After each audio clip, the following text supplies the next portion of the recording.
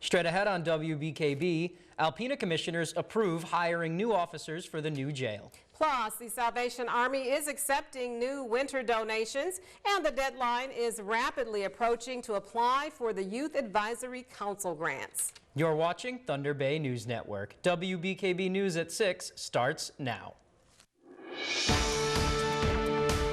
This is WBKB News at 6. An in-depth look at news, weather, and sports. From hard-hitting news stories to local events, we're there with coverage you can count on.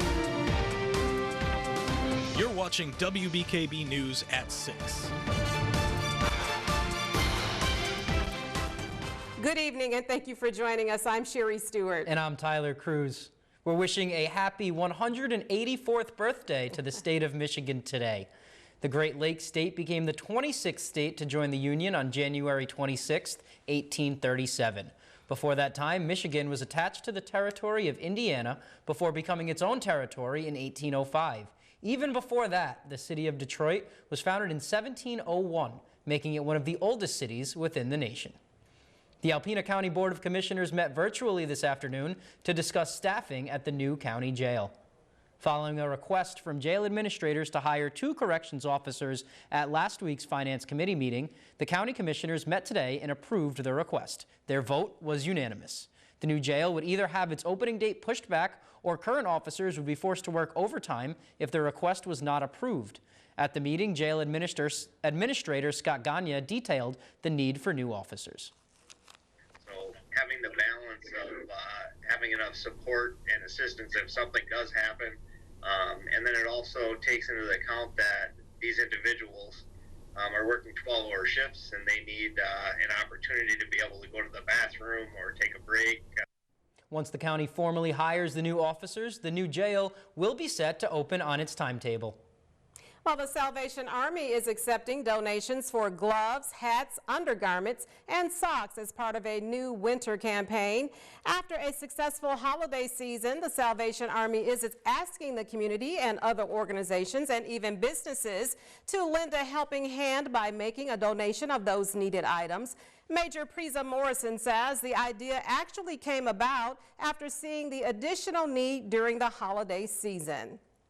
Christmas time, there was a lot of parents that was in need of underwear and socks, and we couldn't fulfill it at that time, so we thought, well, let's wait until February and make that ask. Also, by now, maybe their gloves are getting worn out, children grow up, we know that, and they may have grown out some of those items. According to Major Morrison, you can bring donations of hats, gloves, undergarments, or socks to their 2nd Avenue location and even do a contactless drop-off. The distribution of the donated items is scheduled for February 9th and 10th by appointment only. For more information on receiving a few of those items or to get more information about the Salvation Army of Alpena, you can visit the Salvation Army of Alpena on their Facebook page, along with any of the additional web pages on your screen.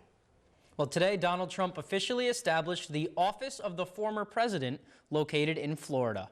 In a press release, Trump says the office will be responsible for managing President Trump's correspondence, public statements, appearances, and official activities to advance the interests of the United States and to carry on the agenda of the Trump administration through advocacy, organizing, and public activism.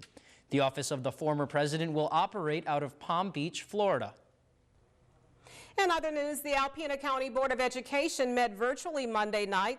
The board discussed a number of items, including bond contracts. Voters approved bonds in early 2020 to make extensive repairs to Alpena County schools. The buildings suffer from leaky roofs, malfunctioning boilers, and other issues. On Monday, the board approved the contracts for repairs. Vice President of the board, Stacy Parr, told WBKB much of the work is staying local. In fact, the majority of the 7 that we awarded tonight went to local firms, and that was another thing that people cared about. You know, can you keep this local if at all possible? The board said they will send the confirmations immediately. They expect the prep work to begin as soon as possible. Construction is expected to begin in June. Well, the Iosco County Community Foundation is now accepting grant applications for its Youth Advisory Council. Youth grants are for nonprofit organizations that serve Iosco County. Grants awarded in the past have supported mental health programs, Special Olympics of Michigan, and local schools. In Iosco County, the grants have been given out since 1998. The kids who are part of the Youth Advisory Council are the decision makers as to where the funds go. According to Marketing Communications Director Christine Hitch, there's lots of need in all of our communities, but particularly with our youth. If there are organizations out there who have, good programs that are supporting the kids in the community, no matter what their age, this is a great opportunity to get some funding to give those programs a boost, whether that's to complete the entire thing or if it's towards, another matching grant, whatever the case might be. Hitch says this is a source of funding where people can apply for up to $2,500 to help out their community through these programs. She adds that this is a unique program that is helping to grow the next generation of philanthropists. The deadline to apply is February 1st. For more information and to apply, you can visit their website and select the drop-down that says Grants. If you normally drive along Worth Road, you might have noticed the Alpena Moose Lodge has a new sign. This new electronic sign is actually a donation from the now closed Neiman's Family Market. The head of the Moose Lodge, Irvin Carrevu, met with Hal Neiman after the closing announcement several months ago. Carrevu hoped to buy the sign, but Neiman offered to donate it instead. After months of preparation, programming, and electrical work, the sign is finally up. Lodge Administrator John Ulch says the new sign represents the lodge's resilience. I think it shows people that we're moving along. We're not letting the pandemic slow us down. And when this passes, that we'll be improving. And Jerome's Towing also assisted with the installation. The owner transported the sign to the lodge for free. How nice. That's awesome. Yeah. Well, there's more news ahead for you here on WBKB. Coming up, how an old law is causing problems for one Michigan couple. For Wednesday night into early Thursday, more on that and when our next chances of snow could possibly move in, coming up later in the newscast. And thank you for that, Ellie. Well, imagine being told you have to adopt your own children. That's what one Michigan couple is going through right now. WBKB's Tiffany Maddox explains why an old state surrogacy law is the problem.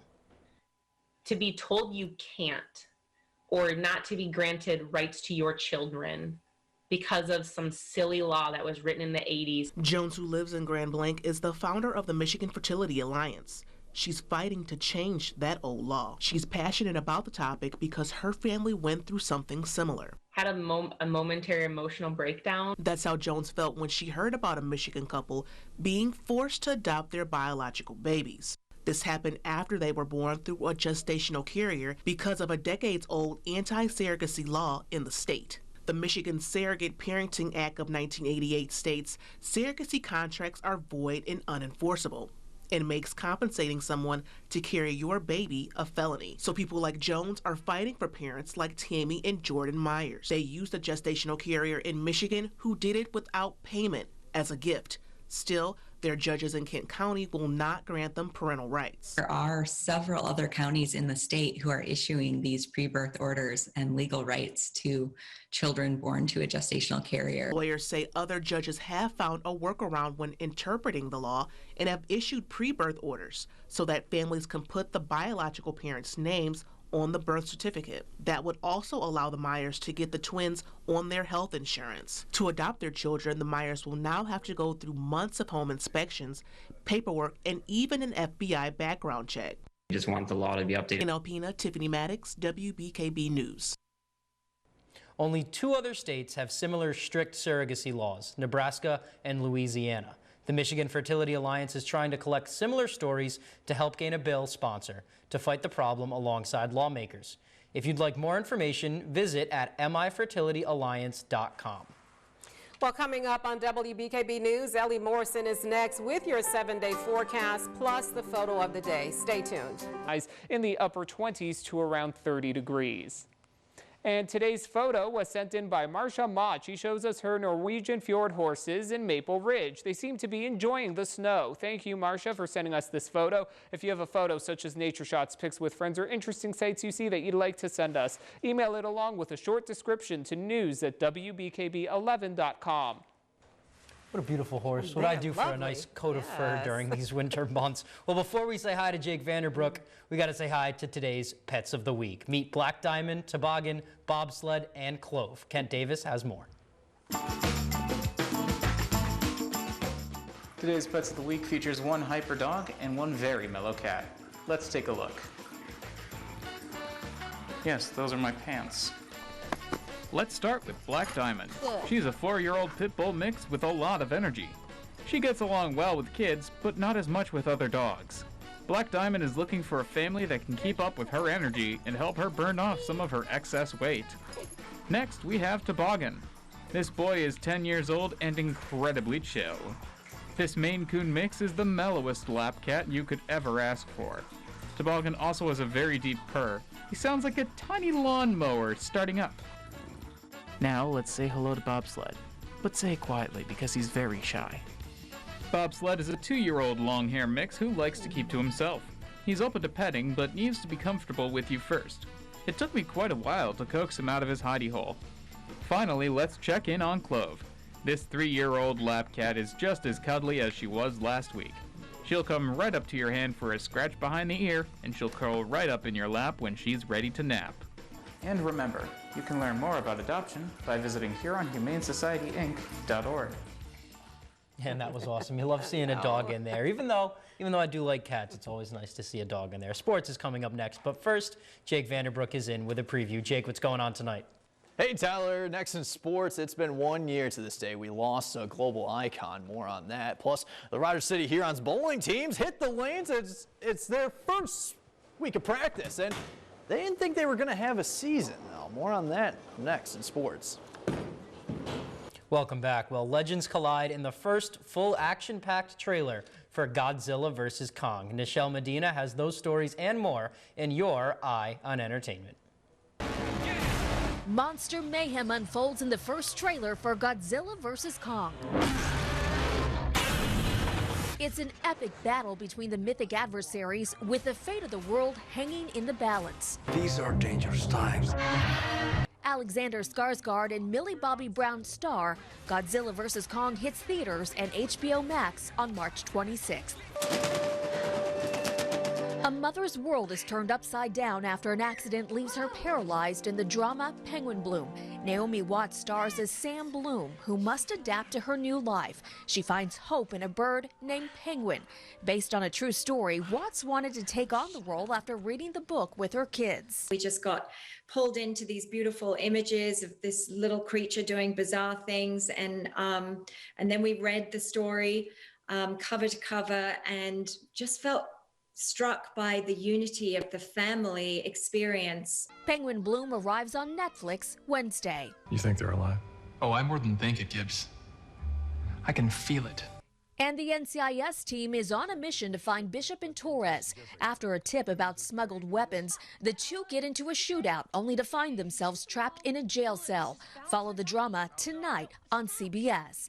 That's your Eye on Entertainment. Nichelle Medina, CBS News, Los Angeles. And as always, you can read more about our broadcast stories and get the scoop on other news items online. Just visit WBKB11.com for sports, weather, and news updates anytime, day or night. Or be sure to check us out on our Facebook page and Twitter handle at WBKB11. And that's all we have for you this evening. Be sure to catch us back here tonight at 11 with Stephanie Manici. Have a great evening.